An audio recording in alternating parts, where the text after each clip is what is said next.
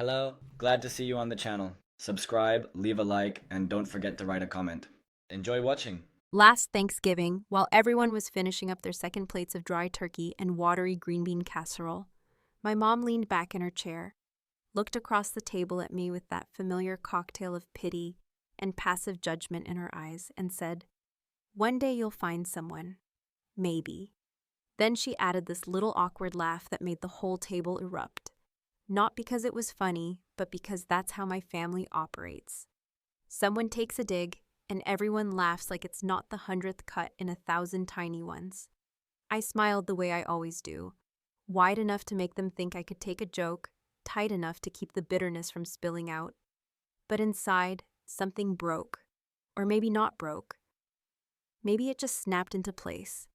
I spent the rest of that meal doing what I'd done for every family gathering since I was in my 20s, listening to my sister Jessica talk about her kids like they invented fire, nodding politely while my brother-in-law explained something I already understood, and watching the rest of the table subtly, or sometimes not so subtly, exclude me from conversations that involved husbands, mortgages, school pickups, or grown-up problems.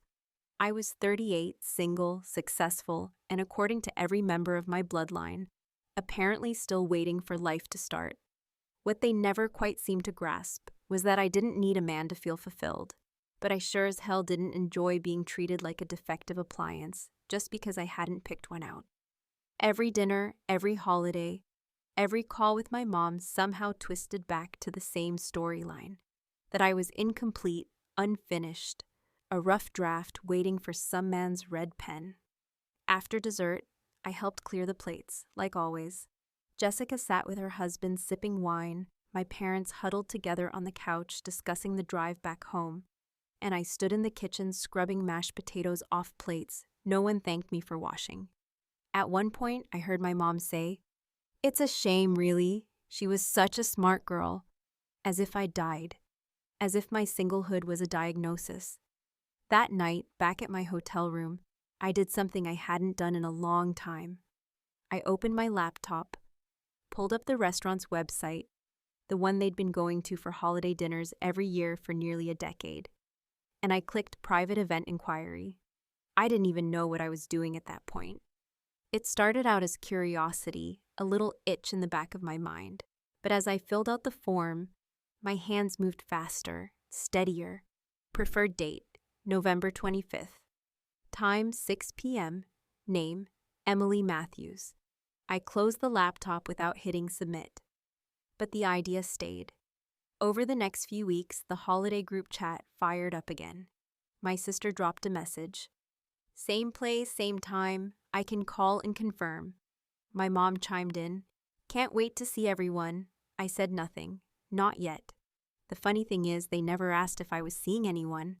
Not seriously. They assumed the answer. I could have shown up with a Nobel Prize winner or a Calvin Klein model, and they still would have looked at me like I was borrowing someone else's success. They had already written my character into their little family screenplay. The spinster sister, the joke, the babysitter when they needed one, the one who always brought store-bought pie. When I was 16, I told my parents I didn't want to go to prom. I'd been asked, but I just didn't feel like pretending to be someone else for a night. My mom told me, "You'll regret not having those pictures one day." I didn't. I regretted the way she said it, like I was broken for not wanting the same things as everyone else. That moment came back to me the night I opened my laptop again. This time, I hit submit. The next morning, I got a call from the restaurant manager. "Hi, Emily, Diane," he said, cheerful, oblivious. "Just confirming the private booking for the 25th.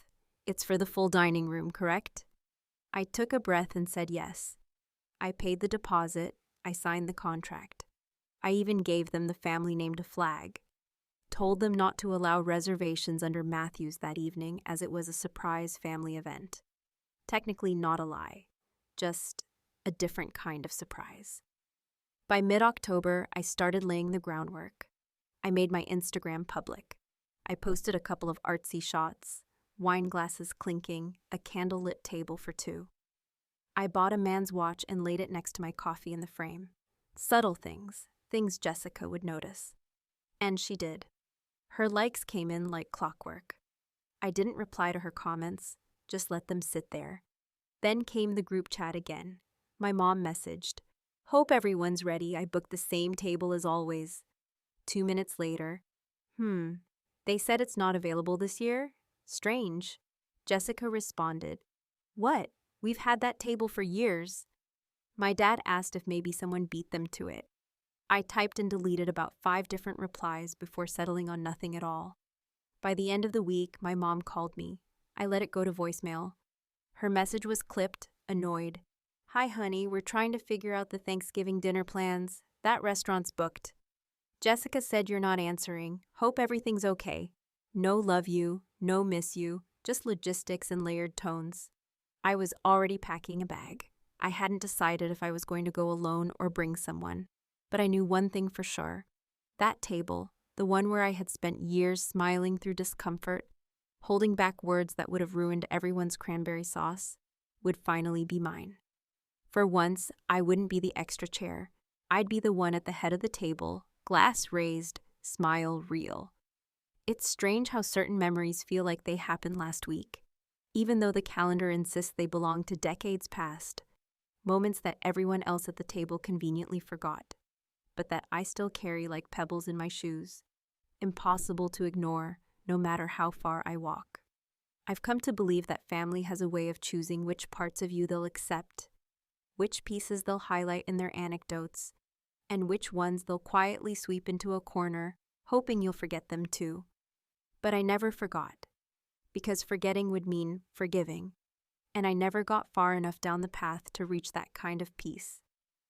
Growing up in our house was like living under a microscope that only magnified my flaws, while turning my sister Jessica's life into a highlight reel of firsts and perfects. First to get a boyfriend, first to get a car, first to win homecoming queen, and eventually first to get married before 25 to a guy who made decent money, wore khakis unironically, and called my dad sir, just enough to earn his lifelong approval. Meanwhile, I was the kid who liked reading alone in her room, who didn't go out on weekends, who had opinions that made dinner conversations awkward, and who, more often than not, got told she was too intense or too serious for boys her age. My mom had a talent for weaponizing sweetness. She never raised her voice, but she knew how to land a sentence like a punch to the gut, wrapped in silk. When I turned 27 and was still single, she bought me a book called The Rules and said, "I thought this might help you get out there more." Like I was a broken appliance missing a manual. When I said I wasn't really interested in dating at the time, she sighed, a dramatic, theatrical sigh, and said, "You know, men like women who are more open." I never asked what she meant because I knew if I did, the answer would make me angrier than it was worth. Jessica, sitting across the table, rolled her eyes at me like I was the one being difficult. But it wasn't just the comments. It was the way they treated my life like an intermission between real milestones. I got promoted. "Oh, that's nice, honey. Jessica's kid got potty trained. Time to bring out the cake and balloons." I bought a condo downtown with my own savings, fully furnished it, managed the mortgage by myself, while also leading a project at work that brought in a 6-figure contract. Meanwhile, Jessica got a new handbag for Mother's Day, and somehow her hard work as a stay-at-home mom was met with more admiration than anything I'd done in a decade. The thing that finally carved itself deep into my bones, though, the moment that built the foundation for what I would eventually do, happened 6 years ago at the Christmas dinner I almost didn't attend. That year, I had just ended a relationship with someone I truly believed might have been the one. A quiet, kind man named Alex who made me feel, for the first time in years, that maybe I wasn't too much. We dated for nearly a year before it quietly collapsed under the pressure of his own family's expectations and his growing need to follow a more traditional path. I didn't tell my family why it ended, only that it had. And when I showed up alone at dinner that year, still nursing the kind of heartbreak that makes you stare into space in grocery stores, Jessica greeted me at the door with a chirpy, "Still solo, girl? You're making it too easy for the rest of us to look good." I don't remember if I responded. I do remember standing in the hallway, coat still on, while my mother poured white wine into a glass she never offered me and said, "Well, maybe next year will be better. It's just not natural being alone this long." I remember thinking that if anyone else had said that to me, a stranger at a dinner party, a coworker, I would have snapped, cut them with the sharp side of my vocabulary. But with family, you don't respond. You just add another invisible scratch to the record and keep playing the same tune. Over time, I became a master of pretending. Pretending the jokes didn't sting. Pretending I didn't notice the eye rolls, the quiet exchanges when I shared an opinion, the pitying glances when I arrived alone, the quick subject changes when I mentioned my career. They loved me, they said, but only in the way you love a pet that doesn't quite do what you expected it to. Still part of the family, but never fully belonging. That's why, when the holiday group text started this year and Jessica chirped in with her usual, "Should we do the same place?" as if our lives were reruns of a sitcom she directed, I didn't say anything at first. I just sat there, phone in hand, staring at her words and hearing them in her voice. That high-pitched, always a step ahead tone that made everything she said sound like an announcement at a PTA meeting. I waited a few days before replying. When I finally did, all I said was, "Sounds good." That was all it took. They filled in the rest.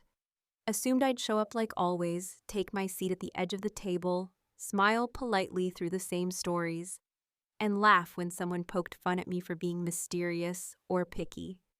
But this time, I wasn't going to laugh. I wasn't even going to be in the same room as them.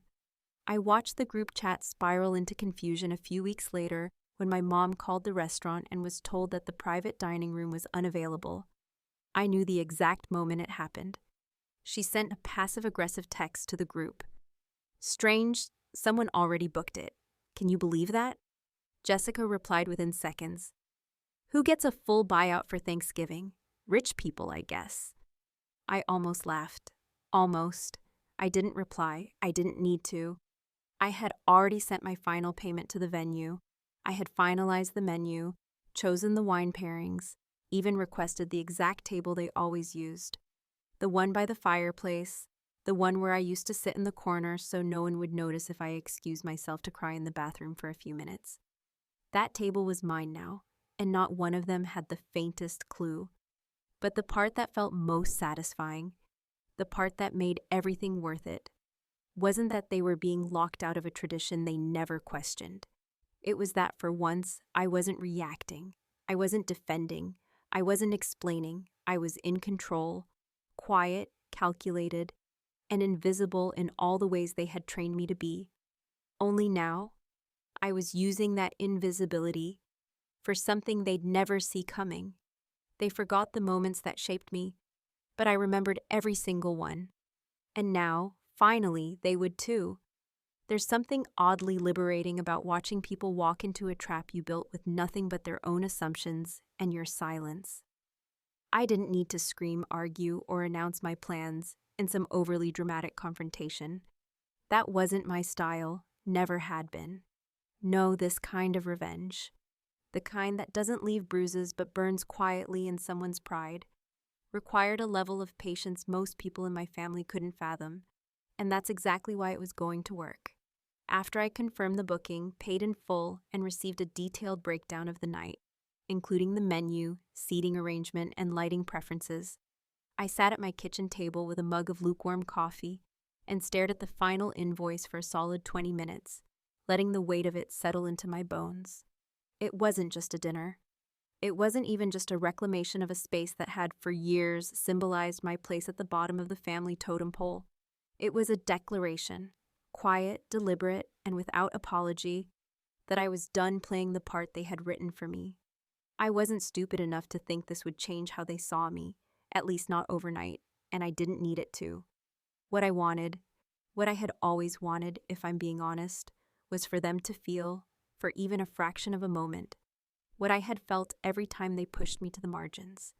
I wanted the confusion, the disorientation, the subtle panic of something no longer being where it was supposed to be. I wanted them to feel excluded without explanation, the way I had so many times before. I didn't want to humiliate them. I just wanted them to look around and ask themselves, even briefly, did we do something wrong? The first part of the plan required subtlety, and that meant controlling the narrative without giving too much away. I made my Instagram public again, something I hadn't done in years, and began curating posts that suggested, without outright stating, that my life had shifted. I started with vague captions under photos taken at dimly lit restaurants, my hand across the table holding another hand you couldn't quite see, a watch peeking out from a cuff, a wine glass positioned just enough to obscure his face. I didn't lie, not exactly. I didn't say I had a fiancé. I didn't say I was in a relationship. I simply created enough visual evidence for people to fill in the blanks, and fill them in they did. Jessica was always the first to like, often within minutes. I could picture her sitting in her kitchen, thumbing through her phone while her kids yelled in the background, pausing when she saw my posts, wondering, calculating, probably even zooming in to see if she could spot a reflection in a wine glass or a clue in a sleeve. She never commented. She wasn't dumb, but the silence said enough. The wheels were turning. About a week later, my mom called me. I didn't answer. She left a voicemail that danced carefully around curiosity. Hey, sweetie, just checking in, saw your latest picture. Looks like you're doing something special. Hope everything's okay. Call me when you can. There was an undercurrent of forced lightness in her tone, the kind people use when they're dying to ask a question but refuse to admit they don't have the right. I waited 2 days before replying, and even then, all I said was, yeah, things are good, just been busy. I attached a heart emoji, the digital equivalent of a smile that doesn't reach your eyes. Around the same time, Jessica messaged in the family group chat, casually tossing out that she had called the restaurant to reconfirm the reservation and was told it had been booked out privately. My mom followed up within minutes. I'm going to call them directly. That must be a mistake. Then 20 minutes of silence. Then, apparently it's a buyout. No chance of getting in. Can you believe that? And then finally from my dad, who rarely chimed in unless logistics were involved. Should we look for a backup location? I said nothing. I watched the conversation unfold, with the kind of satisfaction that comes from knowing you're 10 steps ahead of everyone else. But it wasn't just about the booking. It was about the build-up, the performance, the idea that something was happening just beneath their fingertips, and they couldn't quite reach it. About a week before the dinner, I emailed the restaurant with a small but crucial update. I told them to prepare for the possibility of walk-ins, claiming to have a long-standing reservation under the Matthews name, and to politely inform them that the venue had been booked in full under that same name for a private event. The manager, a young guy named Drew, who sounded like he still referred to every woman as ma'am, assured me they'd handle it with discretion. We get family drama around the holidays all the time, he said, laughing nervously. Yours sounds a little juicier than most. On the day of the dinner, I arrived an hour early, not out of nerves, but out of anticipation, the kind that hums in your chest when you know something inevitable is about to unfold. The staff greeted me like a celebrity. I was shown to the private room, their best table, of course, which was already set with candles flickering in glass holders, wine chilled, and a perfectly balanced menu card tucked neatly into each napkin fold. I had chosen every detail, the colors, the music playing faintly from the speakers, even the brand of red they served first. I wore a black dress that fit like it had been sewn just for me, elegant without trying, structured without looking like I was trying to prove anything. The man across from me, a close friend named Alex, who had agreed to play along, purely out of loyalty and a bit of mischief, wore a suit, his hair slightly tousled, his smile easy. We had dated years ago briefly, but stayed friends. When I told him about my plan, he didn't hesitate. I've always wanted to ruin a holiday, he said with a wink. At exactly 6:15, Drew walked over with a slight smirk on his face and said, There's a family at the front. They say they have a standing reservation. I took a slow sip of wine, placed the glass down gently, and said, Tell them it's been taken, politely. He nodded and walked away. I didn't need to see their faces. I didn't need to hear the argument. I didn't need to know how Jessica's voice sharpened or how my mom tried to act calm while clearly unraveling. I knew every beat of that scene without witnessing it. The disbelief, the indignation, the dawning realization that something had shifted. The tradition, the unspoken assumption that their spot was guaranteed, had been dismantled in a single quiet move. I raised my glass across the table to Alex and smiled for real this time. For the first time. This wasn't about revenge anymore. It was about correction, about reminding them, and myself, that I had never been missing anything. I had only been waiting for them to realize it. And maybe now, for once, they would. There's a certain poetic irony in knowing that the very place where you spent years being politely sidelined and quietly diminished could, with just a few well-placed moves and a signed credit card slip, be transformed into the stage where those same people, the ones who had perfected the art of making you feel invisible while insisting you were part of the family, would finally feel what it was like to show up and find no seat waiting for them. That evening, as the wind curled around the restaurant's entrance and the sky darkened in that early November way, I watched the flicker of candlelight dance across the tablecloth and listened to the low hum of conversation around me, a soft, curated soundtrack to what I knew would be the moment they realized they were no longer in control of the narrative.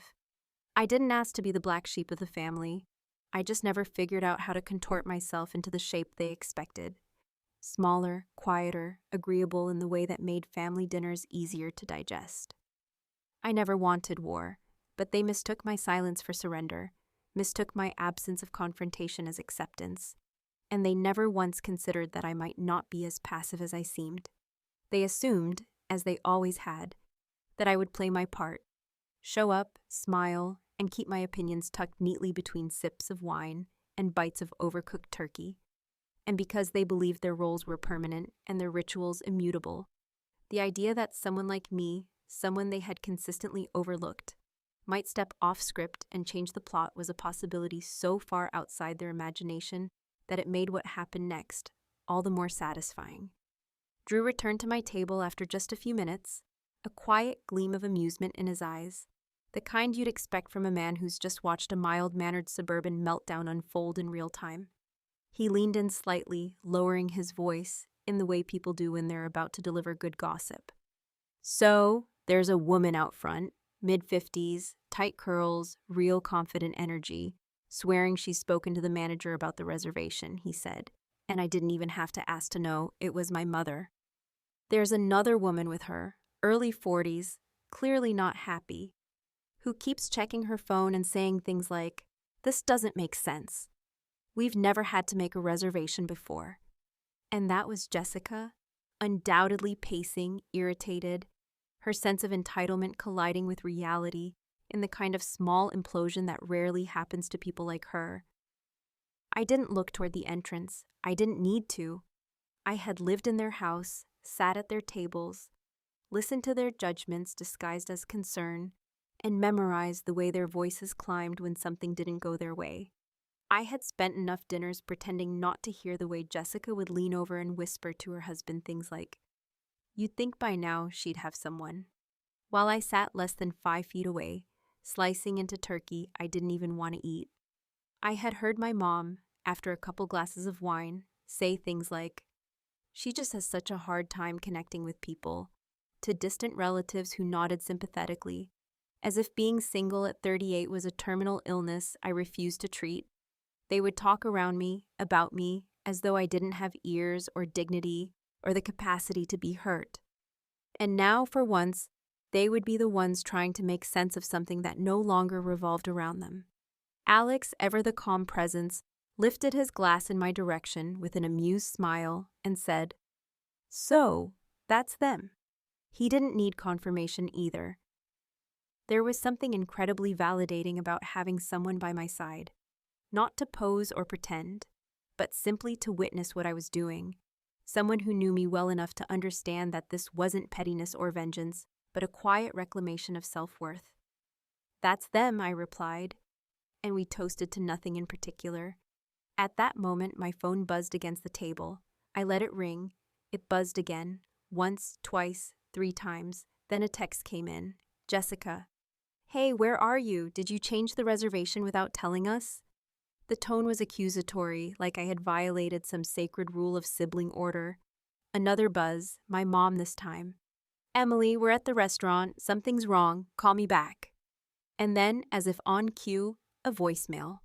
I didn't listen. I slid the phone into my bag and exhaled, not because I was nervous, but because for the first time in years, I wasn't reacting. I was choosing, initiating, leading the dance they had always assumed I would follow. Eventually, Drew returned again, this time with a professional sheen over his amusement. "They left," he said plainly. "Didn't cause a scene, just confused. Kind of sad, honestly." And that was the unexpected part. The quiet sadness I hadn't planned for. I didn't want them to be devastated. I didn't want them humiliated. I had only wanted the silence to shift. For once, for it to sit on their side of the table while I finally exhaled in peace. Later that night, as the restaurant began to empty out and the candles burned lower, Alex and I lingered over dessert, neither of us saying much, both aware that the moment had passed exactly as it needed to.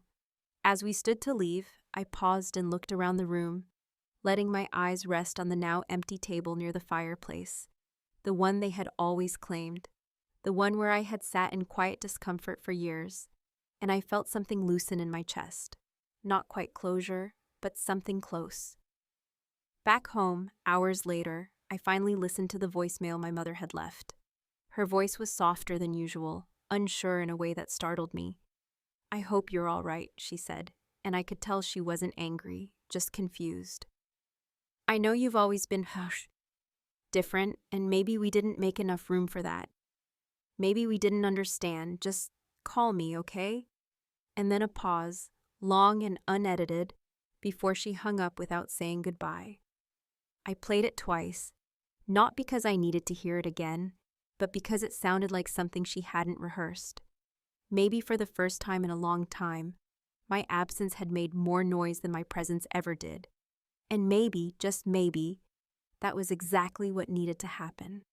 As I sat alone in my living room, the flicker of city lights through the window casting long shadows on the floor, I realized that the dinner wasn't about punishment. It was about disruption, about proving that I could make a choice that didn't revolve around their comfort. I had rewritten the script, not to exclude them forever, but to finally center myself in a story where I had always been an afterthought. For once, they would have to sit with the silence. And maybe that silence would speak louder than I ever could. When the night finally faded into the quiet hours of early morning, and the weight of what I had done settled into my bones like a low, steady ache, not quite regret, not quite satisfaction, I found myself staring at my reflection in the hotel mirror, still in the black dress I had chosen for the occasion, makeup barely smudged, hair still in place, and I couldn't help but feel like I was looking at someone I didn't entirely recognize. Someone who had pulled off something she had fantasized about for years, but hadn't fully anticipated living through. There was a strange, still kind of silence in that room, not the suffocating quiet I had grown used to at family dinners, where the silence meant something wasn't being said, but a quieter, deeper kind of silence that asked a question I wasn't sure I had the courage to answer. Was it worth it?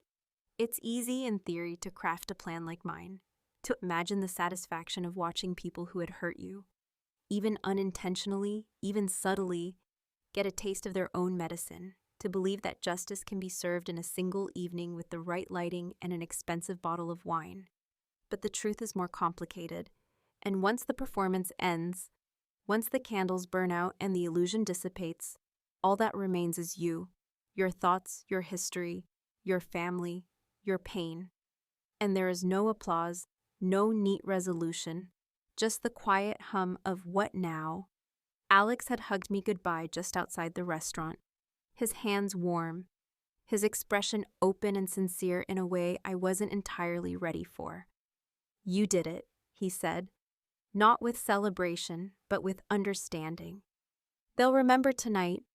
Whether they say anything or not," I nodded, unsure of what to say, because a part of me wanted to believe he was right, that what I had done would ripple through the corridors of their memory and finally shift how they saw me, Not as broken or lacking, not as a cautionary tale, but as someone who simply refused to shrink any further.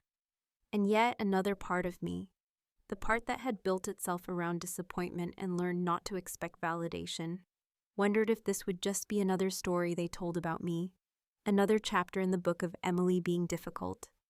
I checked my phone one last time before going to bed, half expecting another text from Jessica or my mother, something angry, something accusatory, something designed to pull me back into the emotional dynamics I had spent a lifetime trying to escape. But there was nothing, just the voicemail from earlier, already played, already dissected, and a new message from a number I didn't recognize. I stared at it for a while before opening it. I saw what you did. Call me if you're ready to talk. No name, no context. Just that sentence, hanging in the digital void like a thread waiting to be pulled.